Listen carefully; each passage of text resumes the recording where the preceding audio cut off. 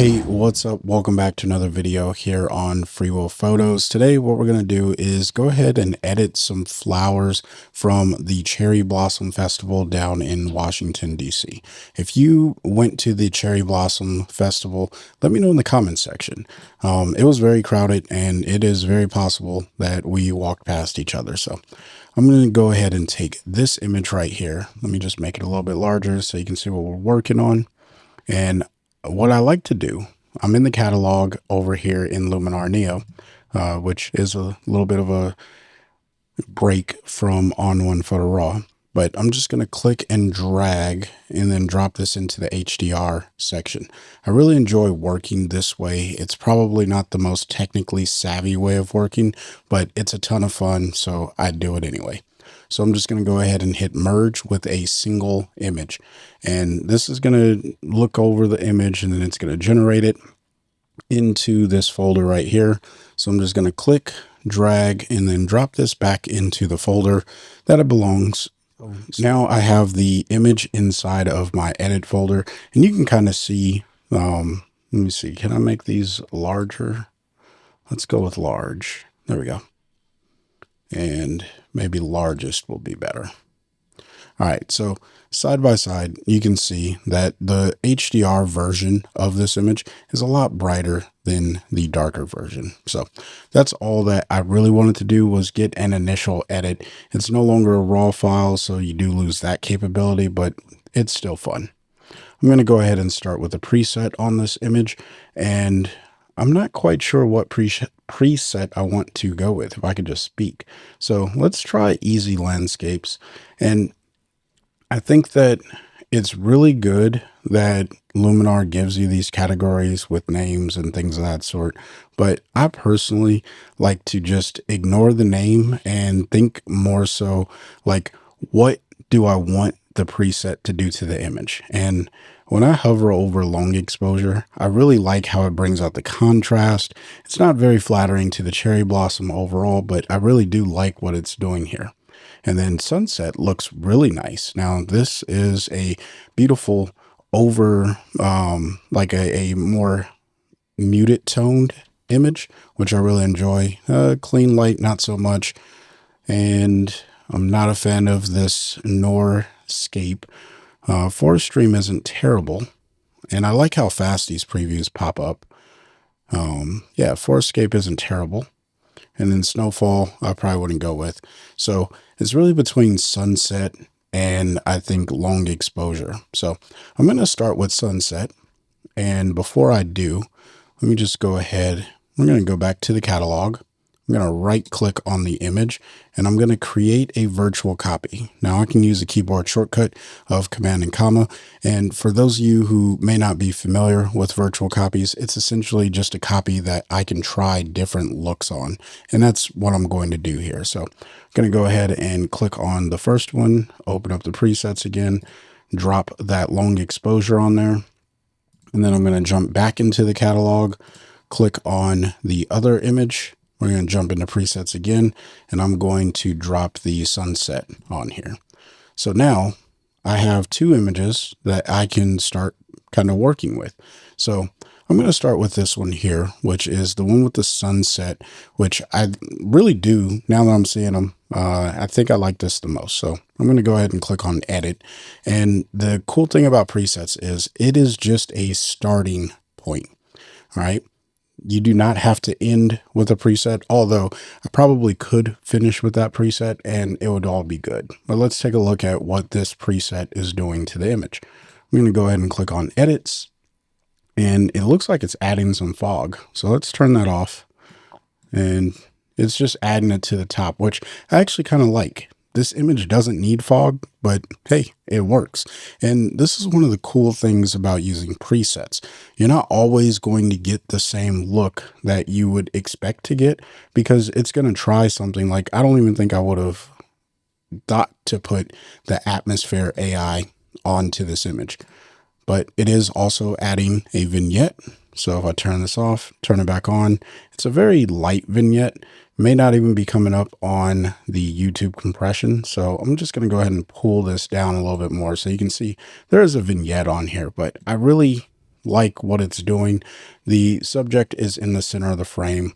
And again, I think that this is just a ton of fun. So I'm really just going through here to see what I have going on. Now it is using an instance of color harmony, and I want to see what the color harmony, yeah, it's bringing out some of those vibrant colors. So it's really just pushing brilliance and warmth a little bit here.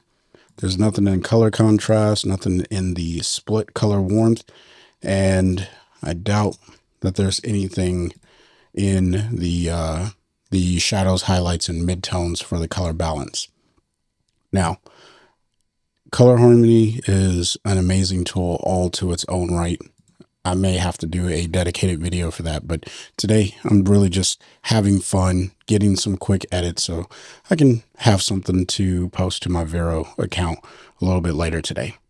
So now I'm in the color section, and this right here is actually pretty cool because I can see that it didn't, the preset didn't actually add saturation or vibrance, but it did shift the hues towards the, it took the greens towards the yellow a little bit, and it also played the saturation of the greens and it pulled them down. Let's see if it did anything in luminance. No, didn't do anything in luminance. Now, what I think I want to do is really pull out the pinks that are in the cherry blossoms, because I don't know what peak bloom really looks like for cherry blossoms. If it's supposed to be this like muted pink, but I feel like they should be a little bit more vibrantly pink.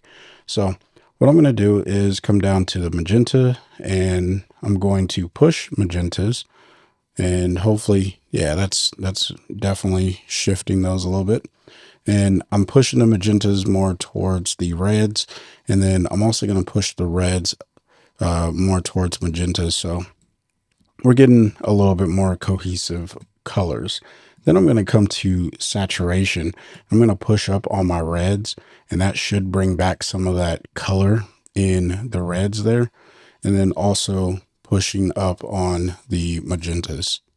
Now, because I really do want to pull out the reds in this image, what I'm going to do is jump over to tools. And I know I haven't gone through all of the modules that were over here in the edit, but this is just the way that my mind works. I like to edit this way.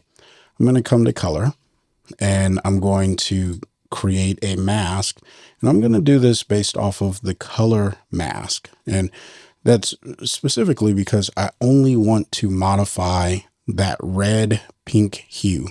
So I'm going to sample this color right here, and we're going to see a mask overlay pop up, and I'm going to reduce the range to something maybe like this. I'm not entirely sure if this is going to get exactly what I want, but we'll go with it. And now we're going to come back to the adjustments, and I'm going to push the vibrance. And hopefully what we're seeing, yeah, it's just barely pushing that, and subtle adjustments go a really, really long way, especially in an image like this. So if I turn this off and turn it back on, you can see I'm just getting a little bit more pink hue and like a little bit more oomph from the pinks. Hopefully that's making sense. But because I know YouTube may compress this a little bit just so you can see what's happening, I'm going to push the saturation, and I actually like this too. All right. I'm not going to lie. I kind of like the way that that looks as well. Maybe pull the saturation down just a bit here because it is a little aggressive. Now, I want to address the blues that are happening in the background here. So I'm going to go ahead and add in another instance of the color adjustment here. So I closed out the first one. I'm going to open up this second one, which I guess is really the third, since there's already one sitting in the edits module. But I'm going to come over here to saturation, and on the blue channel, let's just watch what happens in the sky back here. I don't want to take them all the way away. I just want to kind of mute them a little bit. Something like that. So if I turn it off, turn it on, you can see it just tones them down a bit. And that's really the goal that I was going for with this.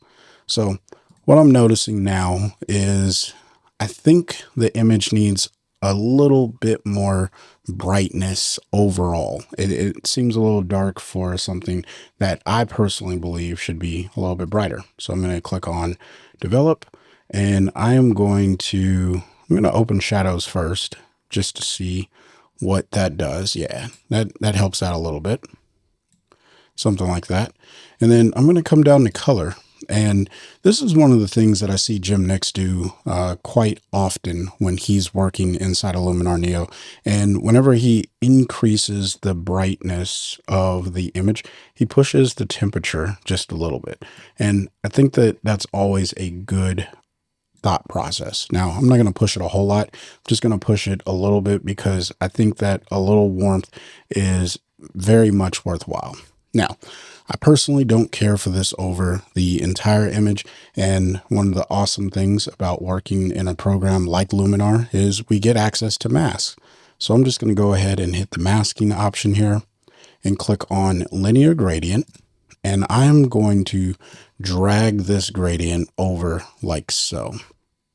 I don't even think that's the direction of the light. So let's actually go the other way. Let me rotate this around. There it is. All right, we'll rotate it around this way because I think the direction of the sunlight was actually going this way. So we'll just pull it like that. And then we'll go back and let's turn it off, turn it on. And you can see it's just brightening up this area here just a little bit. And now that I'm looking at the image, it looks like the sunlight may actually be coming like from the top down. So let's go ahead and adjust that linear gradient. We'll click on linear, and I'm just going to click and drag down. And I said I don't want it over the entire image. It's going to be the strongest up here, which I think is fine. And then as it fades down, it kind of just kisses over the flowers here. And I think that that works out well. So we'll go with that. And then we'll come back to adjustments. And I only opened the shadows previously. Now what I think I want to do is increase the highlights because I think that that makes sense. And then I might even boost the exposure just a touch here. And now I have a much brighter looking image. So if I turn this off, turn it back on, and you can see it's just warming up the top here and making everything brighter up there. Now, what else can I do with this image? And the goal isn't to overcook the image. I don't want to do that for sure. But I think what I need to do next is add a crop, because I think that for me, it looks very balanced. And, I guess I'm the only one that really matters when it comes to this. But for simplicity of viewing from everyone, I think that a 4x5 crop, I'm finding that those are very, very efficient. Now, I'm not a huge fan of Instagram. However, the 4x5 vertical crop is starting to, I guess it's starting to wear on me. And I like it. I'm not sure if I'm going to stick with it forever, but I do like the 4x5 crop, especially the vertical option. So I'll do something maybe like this. And all I'm really trying to do is have some negative space down here at the bottom that's in full blur, and then have this leading line come into the center of the frame. And I don't want to cut off the flowers because I want to keep the entire flower over here in the frame and just give like this nice negative space around the image. All right. So I'm going to go ahead and apply that crop because I think that that is going to work out just well. I know that it got a little wonky there for a bit, but I do like this. Now, I said that I like it, but I feel like now I need to come back to the crop and modify it just a bit more. So we'll pull in, and then I'm going to shift it this direction. There just seemed like, for me, there was just too much going on at the top, like too much space at the top after we got the crop applied. So let's go ahead and apply it now.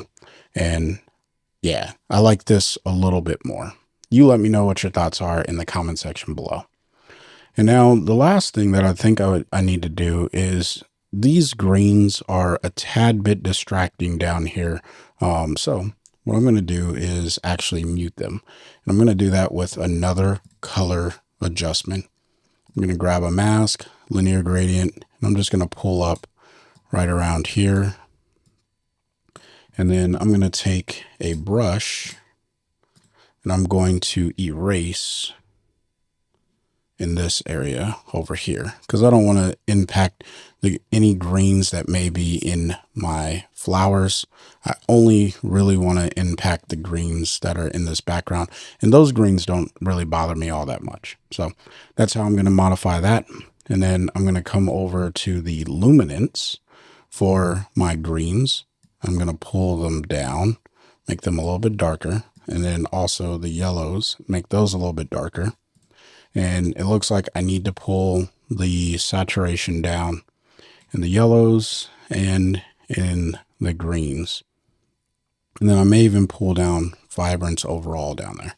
So it just makes it, I mean, it's still there. You're going to see it, but it makes it a little bit easier for me to hone in on the center of the image here. So the last thing that I'll do is add in an additional vignette. And I want to say the vignette is right here. I don't want to say that. It is right there. And then what I'm going to do is just pull down on the amount, hit choose subject, move this over to the side here. And we're going to commit that. And then I'm just going to pull up on the amount just a bit more. Maybe even increase the amount, because again, I don't want to lose that warmth. So let's just take a look at the before. This is what we came into the editing module with Luminar, and this is where we've gotten so far. I really do think that this works itself out so well. I enjoy this a lot. You let me know what your thoughts are down in the comment section below. So let's take a look at the before.